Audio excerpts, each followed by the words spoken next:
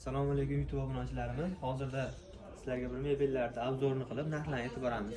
Oxirigacha kuzatib boringlar. Buni mebelimiz qanday mebel bo'ladi? Krashinli bo'ladi.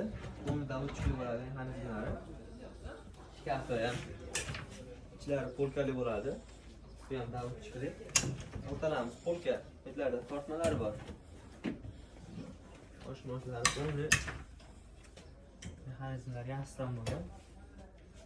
Endi bu divaniga keladigan bo'lsak, divanning razmeri 220 ga bag'i 180. Bosh tomonlari chiroyli ham ishlab berganmiz. Betlarda sitrinlar 3 xil sitr yonadi. Biz yotoqxonamizning narxi 10,5 million so'm. Panda fasonimiz. Endi buni servanti bilan kerak bo'lgan bo'lsa, finali bilan 14 million so'm. Kam bor shu yerlar. Javolarimiz ham bor. 400 ming so'mdan tanlab olish. Endi tenantda qayta fasonlarimiz bor. Ko'rib baho berasizlar. Krashinli deyiladi. Divanimiz razmeri har doimgidek. Buning 2 o'nligin, 2 o'nga bag'i 170. Sitniklari bor, chiqlanadi. Servanti bu krashinli. Ichlari oynali. Shkafi 6 eshik bo'ladi. Oshmoqlar davlat kuchli. Tortmalari bor.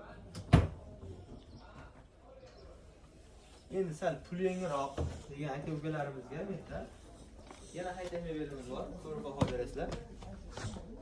Bu termos bo'ladi. Termosini oynaga dumaloq qilib ishlab berganmiz, chiroyli qilib. Bu shkafi 6 eshikli ham. Kiyim taklaydigan joyi. O'rtasi polka, tagida tortmasi bor. Bu tomonimiz, eski tomonimiz. Operator divanlarni ko'rsatib qo'yasiz. Divanlarimiz razmeri har doimgidek. Endi yana bir neamishli mebel xohlaydiganlarga yana mebellarimiz bor. Termosini ko'rsatib qo'yadi operator. Qachongina kichkina qilib ishlab berganmiz.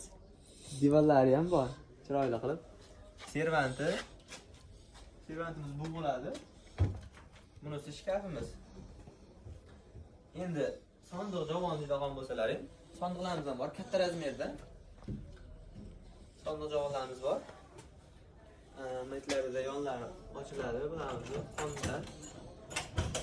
Hali ustida ko'rpa-mo'rpa tayinlangan bo'lsa, qiynalmaydi, yonni ochib ishlatilaveradi.